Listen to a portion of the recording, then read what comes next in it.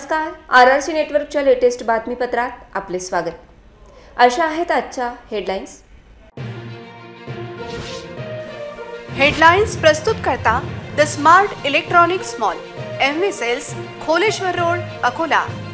अच्छा प्रोडक्ट, अच्छी quality.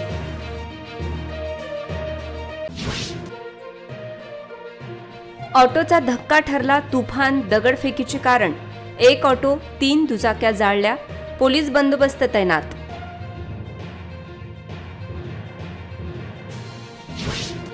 Gadgenagar Hamza plot त्या स्पॉटवर तिसऱ्यांदा झाला वाद।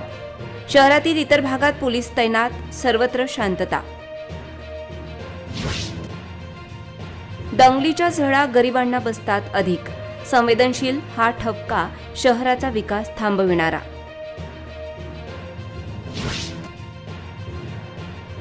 मंत्र्याच्या निषेधात बाजार समिती होती बंद, शेतकरी व व्यापाऱ्यांचे मोठे नुकसान। विधानसभा निवडणुकीच्या पार्श्वभूमीवर खासदार शिंदे यांची जनसंवाद यात्रा अमरावती येथे दाखल। आता सविस्तर बातम्या। हरिहरपेठमध्ये 2 गटात आज वाद झाला। या वादानंतर जमावाने गाड्या पेटविल्या। यात 3 दुचाकी आणि एका ऑटोचा समावेश आहे। घटनास्थळी पोलीस अधीक्षक आणि पोलिसांची मोठी कुमक दाखल झाली आहे। थेट पाहू नेमके काय झाले।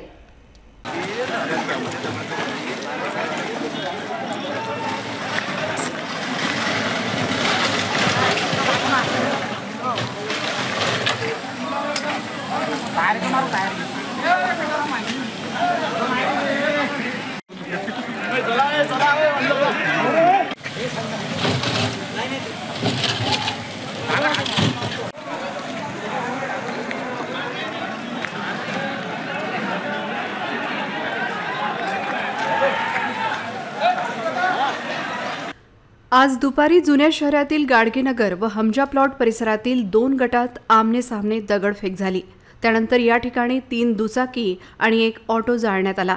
दगडाचा खच रस्त्यावर पडला असून पोलिसांनी घटनास्थळी मोठा बंदोबस्त तैनात केला आहे। गाडीचा धक्का लागल्यावरून हा वाद उफाळल्याची माहिती आहे। त्यामुळे 2 गटात गेल्या काही दिवसांपासून धुमसत असलेल्या वादाचे पर्यावसन दगडफेक आणि जाळपोळीत झाले। जाळपोळीत एक ऑटो आणि 3 दुचाकी जळून खाक झाल्या। या घटनेनंतर पोलीस अधीक्षक बच्चन सिंग यांनी घटनास्थळी वरिष्ठ अधिकाऱ्यांसह धाव घेतली। त्यांच्यासोबत मोठा पोलीस बंदोबस्त या ठिकाणी तैनात केला आहे। दोन्हीकडचा जमाव आमने-सामने येऊ नये यासाठी पोलिसांनी बंदोबस्त वाढविला आहे। दरम्यान ही घटना नेमकी का झाली याचा शोध घेण्याची गरज असून शहरातील इतर भागात शांतता आहे। त्याचबरोबर आता गाडगेनगर व हमजा प्लॉट येथे देखील शांतता असून मोठा पोलीस बंदोबस्त तैनात करण्यात आला आहे। मुकेश कधी आला रे?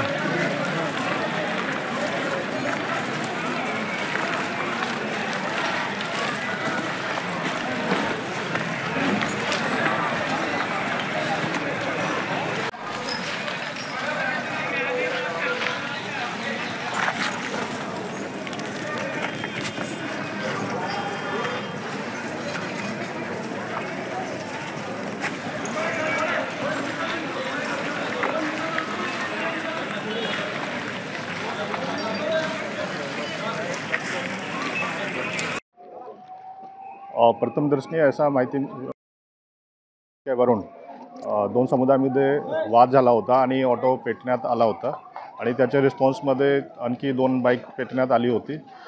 माहिती भेटल्यानंतर तात्काळ लोकल पोलीस तसेच RCP आणि आम्ही स्वतः या ठिकाणी पोहोचलेले आहोत। सध्या स्थिती शांततेत आहे। आमची सर्व नागरिकांना अपील आहे की कुठल्याही अफवावर विश्वास ठेवू नये। परिस्थिती कंट्रोलमध्ये आहे। काही आरोपींना अटक करण्यात आली आहे। सध्या आमचा फोकस परिस्थिती नियंत्रण करण्यावर आहे आणि अकोलाचे ठिकाणी फिक्स पॉईंट तसेच पेट्रोलिंग सुरू आहे। ज्याने गुन्हा केलेला आहे त्याच्या विरुद्ध कायदेशीर कारवाई करण्यात येईल। गाडगेनगर आणि हमजा प्लॉट या ठिकाणी हा वाद उफाळला। या वादाचे कारण ऑटो चालकाने थेट एका दुचाकी चालकाला उडविले। त्यात दुचाकी चालक व त्याची पत्नीला मार लागला। त्यानंतर या ठिकाणी दोन्ही गट आमने सामने आले। ज्या ठिकाणी हा वाद उफाळला त्या ठिकाणी तिसऱ्यांदा हा प्रकार घडला आहे। भरधाव ऑटो चालकाने दुचाकी स्वार पती पत्नीला उडविले आणि त्यानंतर अकोल्यात जुने शहरातील हरिहरपेठ या भागात आपसात जोरदार दगडफेक झाली। या दगडफेकीपूर्वी या ठिकाणी 3 दुचाकी आणि 1 ऑटो जाळण्यात आला। या ठिकाणी तलवार आणि पाईपने अनेकांना मारहाण झाल्याची माहिती आहे।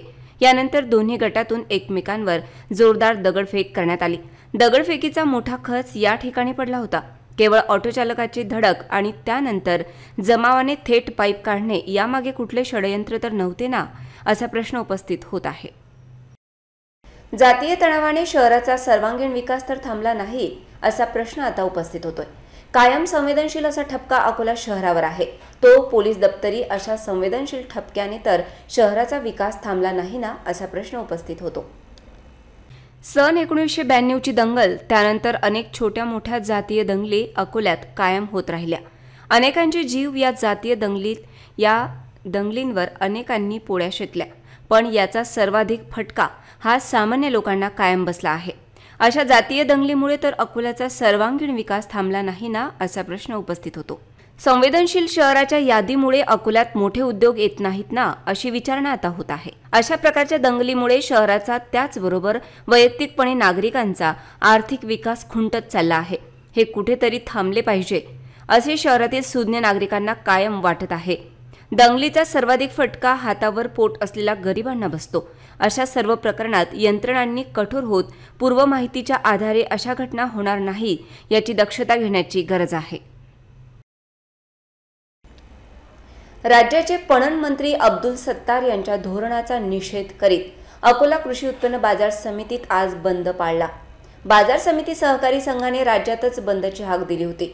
बंदचा परिणाम कृषी उत्पन्न बाजार समितीच्या दैनंदिन कामकाजावर झाला।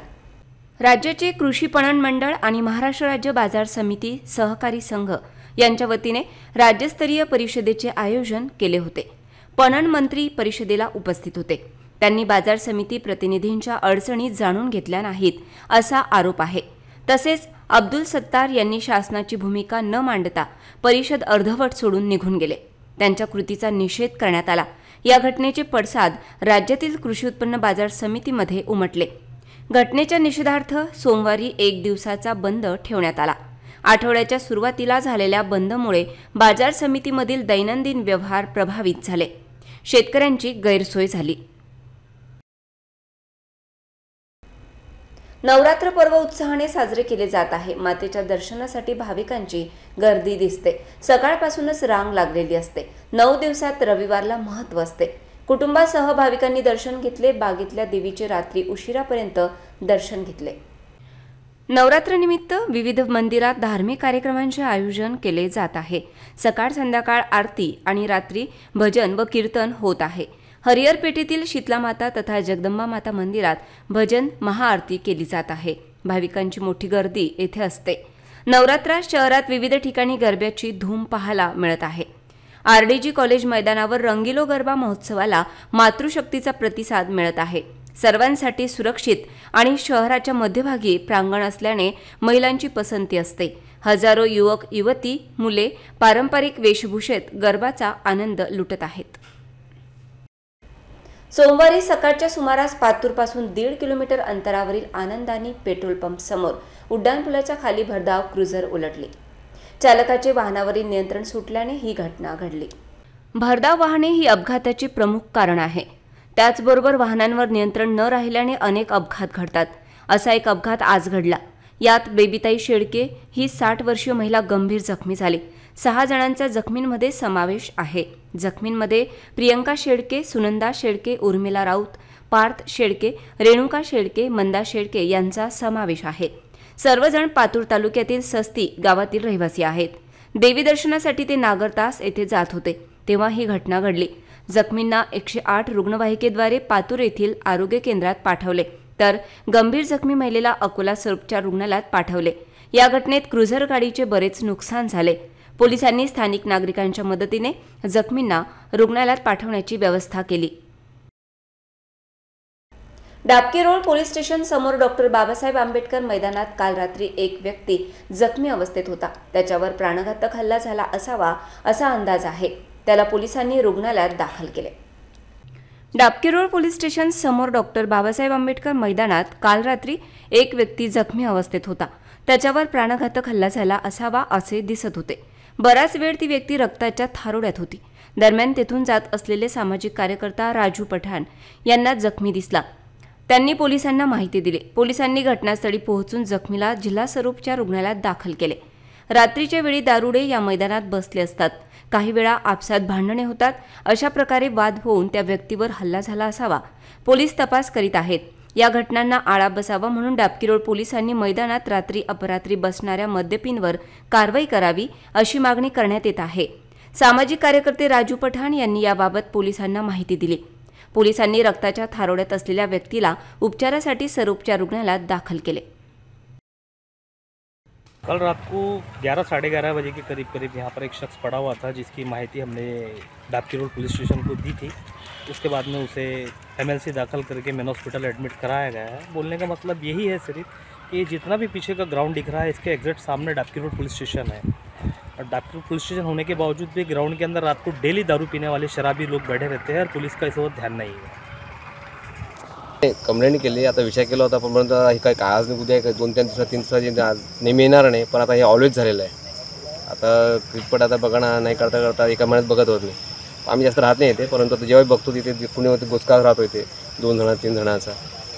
तर वारंवार हे होतल्यामुळे आता मी कंप्लेंट करणार होतो, परंतु चला आज या माध्यमातून भेट झाली तर मला चला एक न्यूजच्या माध्यमातून तुम्हाला तक्रार म्हणजे सर्व संकटांवर विजय मिळविण्यासाठी हिंदूंनी जात पात पंथ विसरून एकत्र येण्याची गरज आहे.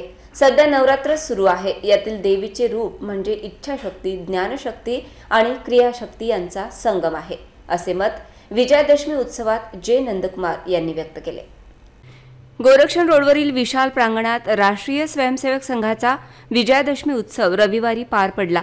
जगातील आणि देशातील संकटांवर मात करण्यासाठी या त्रिशक्तींचे जागरण व्हावे हेच कार्य संघ करीत असल्याचे मत राष्ट्रीय स्वयंसेवक संघाचे अखिल भारतीय कार्यकारिणी सदस्य जे नंदकुमार यांनी व्यक्त केले. येथील राष्ट्रीय स्वयंसेवक संघाच्या विजयादशमी उत्सवात प्रमुख वक्ते म्हणून ते बोलत होते. यावेळी मंचावर प्रमुख अतिथी डॉक्टर भरत पटोकार, विभाग संघचालक नरेंद्र देशपांडे, महानगर संघचालक गोपाल खंडेलवाल यांची उपस्थिती होती. यावेळी संघ स्वयंसेवकांनी सांघिक गीत प्रात्यक्षिकं सादर केली. यावेळी मोठ्या संख्येत संघप्रेमी नागरिकांची उपस्थिती होती. शुभामाशिषं देहि तत्पूर्तये अजय्यांच विश्वस्य देहि विधायास्य धर्मस्य संरक्षणम् परं वै भवन्नेतुमे परं साधनं नाम वीरव्रतम्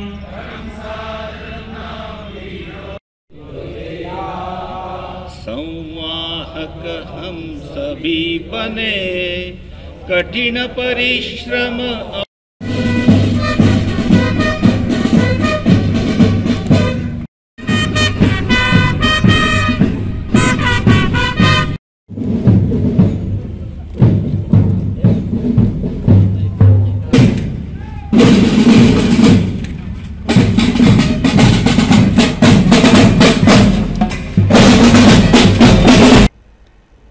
दर्यापूर मतदारसंघात बाहेरचे पार्सल खपवून घेतले जाणार नाही. स्थानिकांनाच भाजपा उमेदवारी देईल आणि स्थानिकच उमेदवार निवडून येऊ शकतो असा इशारा माजी खासदार नवनीत रवी राणा यांनी दिला. कोणताही आमदार कुठल्याही पक्षात गेला तरी मेळघाटात फक्त भाजपचाच उमेदवार राहणार. मेळघाट असो वा दर्यापूर, अचलपूर असो किंवा तिवसा, केवळ आणि केवळ कमळ चिन्हाचाच उमेदवार राहील आणि तोच निवडून येईल असे मत माजी खासदार नवनीत रवी राणा यांचा भाजपा कार्यकर्ता बैठकीत विश्वास व्यक्त केला. आपण भाजपाच्या विचारधारेचा प्रचार आणि प्रसार करण्यासाठी कटिबद्ध असून पक्ष देईल त्या कमळ चिन्हावर लढणाऱ्या उमेदवाराच्या विजयासाठी संपूर्ण ताकदीने प्रयत्न करू आणि जिल्ह्यातील मेळघाट, अचलपूर, दर्यापूर, तिवसा मतदारसंघात कमळ चिन्हावरील सर्व उमेदवारांना विजयी करण्यासाठी प्रयत्नांची पराकाष्ठा करू असे मत कार्यकर्ता बैठकीत माजी खासदार नवनीत रवी राणा यांनी व्यक्त केले.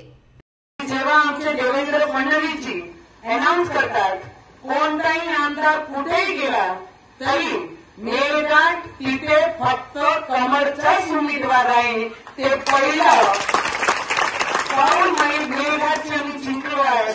त्याचप्रमाणे जेवढेही भारतीय जनता पार्टीचे आमचे पदाधिकारी आहेत मी हेच विश्वास देण्याकरिता प्रत्येक गावापर्यंत पोहोचवतो की जी आमची विचारधारा आहे त्याचप्रमाणे दर्यापूर मतदारसंघ सुद्धा बाहेरचा पार्सल चालणार नाही.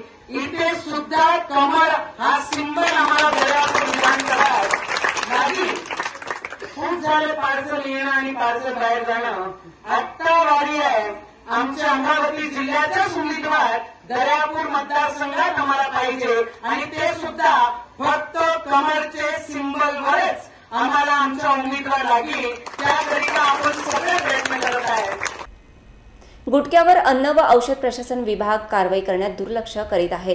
अमरावती पोलीस आयुक्तालयाचे CIU पथक गस्तीवर असताना त्यांना गुटख्याच्या साठ्याबाबत गोपनीय माहिती मिळाली.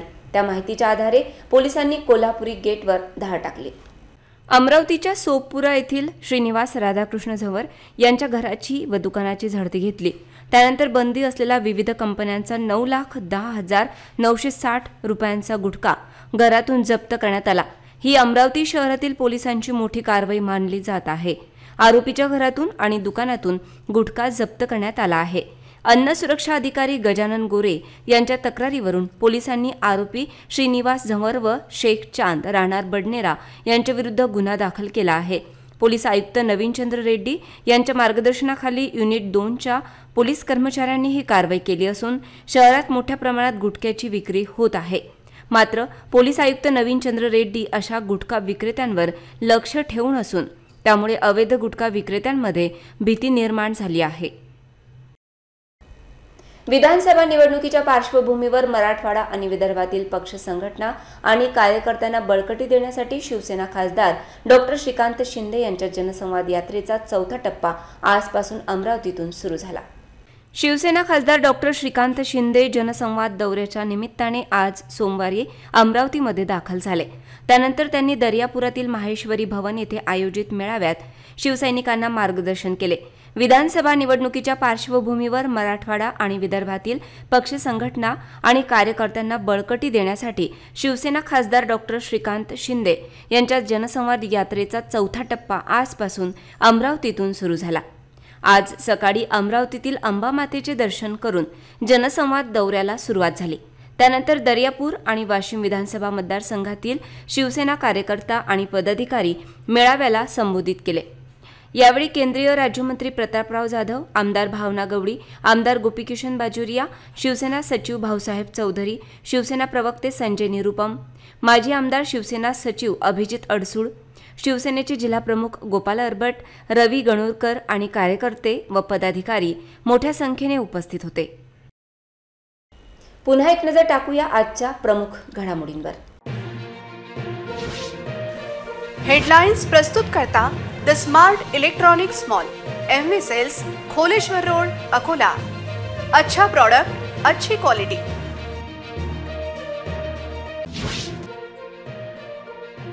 ऑटोचा धक्का ठरला तुफान दगडफेकीचे कारण. एक ऑटो, 3 दुचाक्या जाळल्या. पोलीस बंदोबस्त तैनात.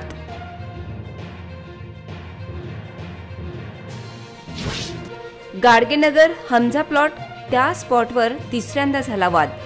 शहरातील इतर भागात पोलीस तैनात. सर्वत्र शांतता. दंगलीच्या झळा गरिबांना बसतात अधिक. संवेदनशील हा ठपका शहराचा विकास थांबविणारा.